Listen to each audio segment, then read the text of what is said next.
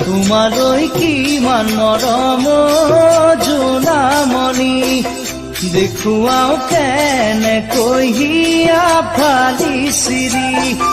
তোমালৈ কিমান মৰম জোনামণি দেখুৱাও কেনেকৈ হিয়া ফালি চিৰি সপোনত দেখিছো তোমাৰ প্ৰতিচ্ছবি লিখকতা আহিছো দিৱানে কহাৰি